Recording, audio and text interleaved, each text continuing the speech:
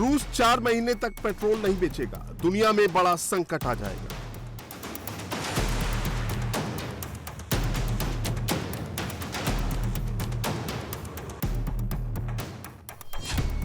Middle east में भीषण जंग चल रही है। इस बीच रूस ने फैसला लिया है कि वो 1 अप्रैल से 31 जुलाई तक पेट्रोल एक्सपोर्ट नहीं करेगा।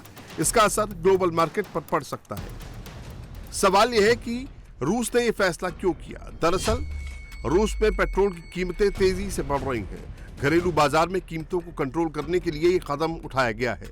रूस में खेती के व्यस्त सीजन के दौरान किसानों और घरेलू उपभोक्ताओं के लिए पर्याप्त ईंधन चाहिए। इसके लिए भी ये डिसीजन लिया गया है। ईरान इजराइल संघर्ष से वैश्विक तेल बाजार में भारी उतार चढ़ाव हो रहा है। रूस अपने आंतरिक बाजार को इस ग्लोबल इंस्टेबिलिटी से बचाना चाहता है। रूस ने अपने हित में पेट्रोल निर्यात रोक दिया है। ऐसे में दुनिया को डर सता रहा है कि अब पेट्रोल सप्लाई का क्या होगा। रूस रोजाना 1.2 से 1.7 लाख बैरल पेट्रोल निर्यात करता है। इसका एक्सपोर्ट रोकने से सबसे ज्यादा असर तुर्की, चीन, ब्राजील, सिंगापुर और अफ्रीकी देशों को होगा, जो कि रूसी तेल उत्पादों के बड़े खरीदार हैं।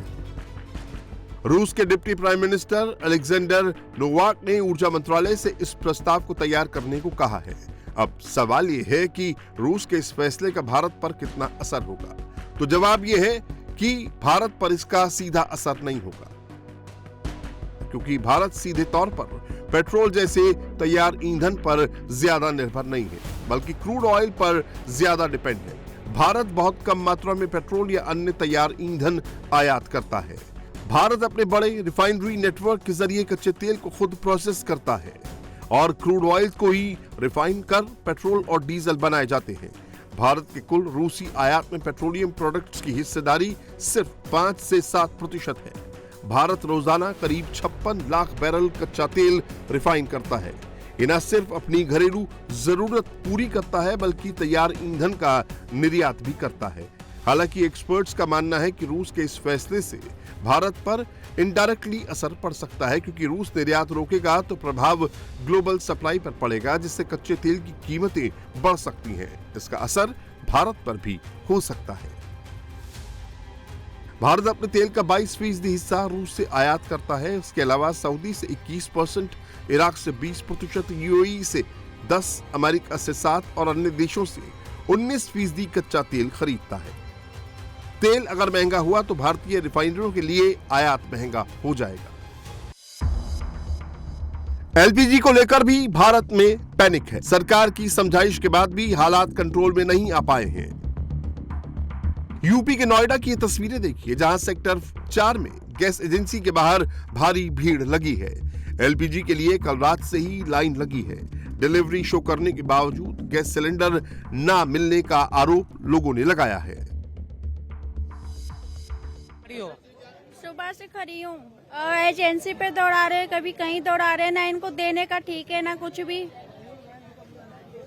तो आज संडे का दिन है, संडे का दिन छुट्टी का दिन होता है, लेकिन इन लोगों की परेशानी देखिए कि सिलेंडर में ही सिलेंडर पाने एक अदद सिलेंडर चाहिए लोगों को, ताकि खाना बन सके, और लंबी कतार यहाँ लगी हुई है। नहीं बना खाना क्या घर में? नहीं, सिलेंडर नहीं है 2 दिन से घर पे।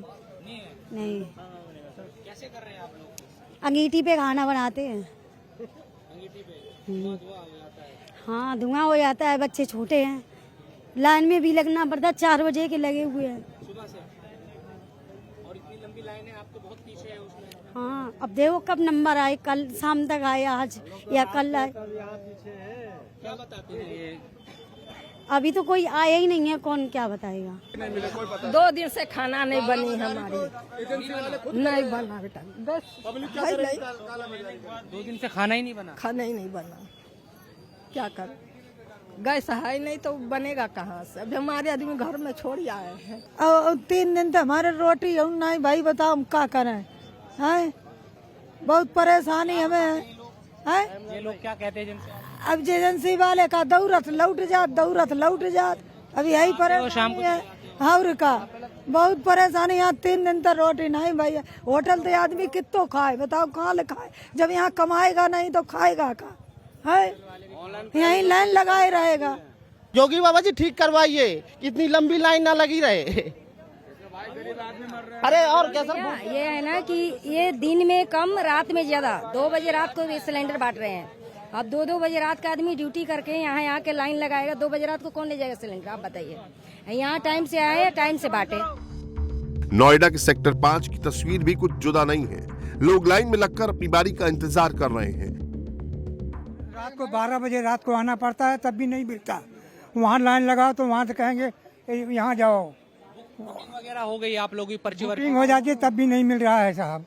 भाई साहब हम तो गैस बुक भी नहीं करते, हमारी अपने आप बुक करते हैं और अपने आप सेल कर देते हैं ब्लैक में। सबको सेल कर रहे हैं ये भैंचोद लोग, किसी को कुछ नहीं दे रहे हैं ये लोग। ये कह रहे हैं कि आपका जो कनेक्शन है वो खुद बुक कर देते हैं, अपने आप बुक करते हैं और अपने आप ही सेल करते हैं। हमारे पे मैसेज आता है और हमें गैस कुछ नहीं मिली, 3 महीने हो गए हमें गैस नहीं मिल रही है। 3 महीने से 3 महीने से नहीं मिली। जनवरी में सिलेंडर लिया था और 2 बार गैस बुक कर चुके हैं ये लोग। सुबह 4 बजे ही बुक कर दी हमारी और किसी को दे दी, और हमारा फोन नहीं उठा रहे। हम सुबह से परेशान घूम रहे हैं सारे बंदे यहाँ।